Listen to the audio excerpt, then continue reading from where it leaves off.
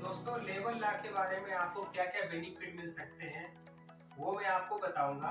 आज मैं बताऊंगा एम्प्लॉय के बारे में। जो हमारे श्रमिक होते हैं, जो हमारे वर्कर्स होते हैं, वो लेबर लॉ जानते तो हैं कि लेबर लॉ एक शब्द होता है, एक कानून होता है, मगर उसके अंतर्गत उनको क्या बेनिफिट हो सकते हैं, उनको क्या राइट्स होते हैं, वो इनको बहुत सी कम लोगों को मालूम होता है। तो दोस्तों शायद मेरे इस वीडियो में आपको वो चीज जानकारी आज मिल सके। पहला दोस्तों होता है मिनिमम वेजेस।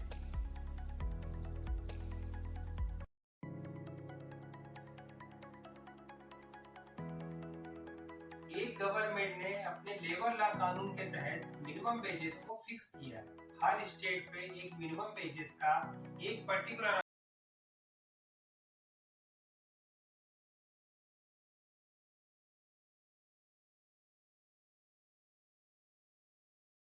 किसी भी एरिया में आप काम करते हैं तो आपको इस मिनिमम वेजेस के ऊपर ही सैलरी मिलेगी, या यही सेम मिनिमम वेजेस पे आप लोगों को काम देगा, वो भी 8 घंटे। 8 घंटे का जो मिनिमम वेजेस सरकार ने तय किया है, वो स्टेट में अगर आप काम करते हैं तो उस स्टेट के एम्प्लॉयर को आपको वही मिनिमम वेजेस देना होगा। उससे कम वो मिनिमम वेजेस आपको नहीं दे सकता। तो दोस्तों आपने देखा होगा पहले एम्प्लॉयर क्या करता था कि हमें अपॉइंटमेंट करता था। अगर उसको हमारा काम पसंद नहीं है या कुछ भी दिक्कत होती है तो हमें तुरंत वो निकाल देता था, जिसको हम इंग्लिश लैंग्वेज में हायर एंड फायर बोलते थे।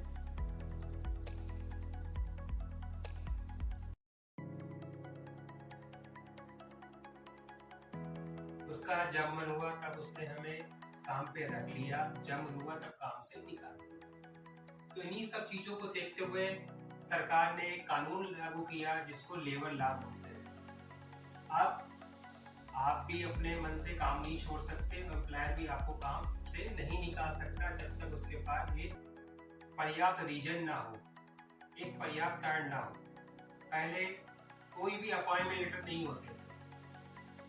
आपको एम्प्लॉयर ने बुलाया, आपको बताया कि हम आपको इतने वेतन देंगे और आपको ये काम करना है, आपने भी उससे हामी भर दी और काम पे रखे। एम्प्लॉयर को लगा कि मेरा 2 दिन में काम हो गया, मेरा 1 महीने में काम हो गया, उसने आपको दूसरे दिन मना कर दिया काम पर आने से। इसे बोलते थे हायर एंड फायर। मगर अब ये चीज बंद हो गई है। अब इन सब चीजों को खत्म करने के लिए ही एक कानून संशोधन हुआ है जिसको लेबर लॉ बोलते हैं। लेबर लॉ में आपके पास भी कुछ राइट्स हैं, एम्प्लॉयर के पास भी कुछ राइट्स हैं। तो मैं पहले बात करूंगा एम्प्लॉय के बारे में कि आपको लेबर लॉ में क्या क्या फायदे मिल सकते हैं।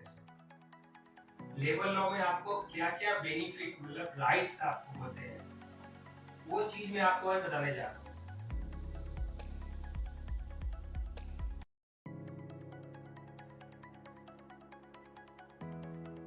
लेबर लॉ में जब आप कोई नई कंपनी ज्वाइन करते हैं उसमें आपको राइट्स होते हैं। सबसे पहले होता है आपको आपका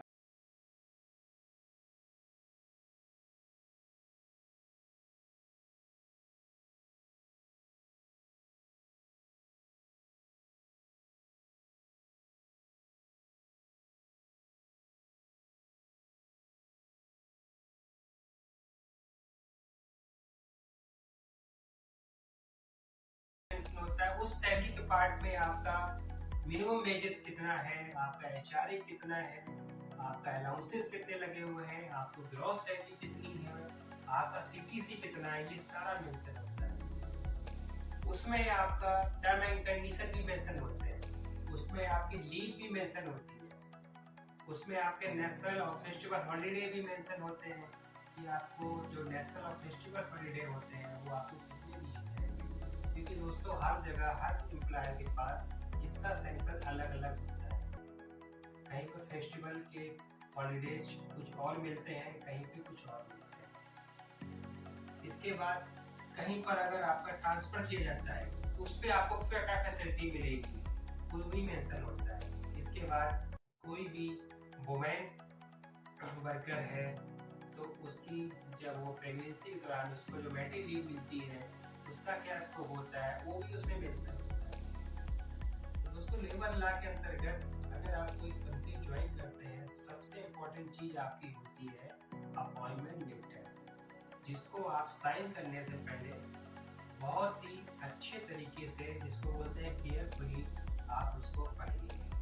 हड़बड़ी में या आप कोई ग्लाइडिंग नहीं हो जाता।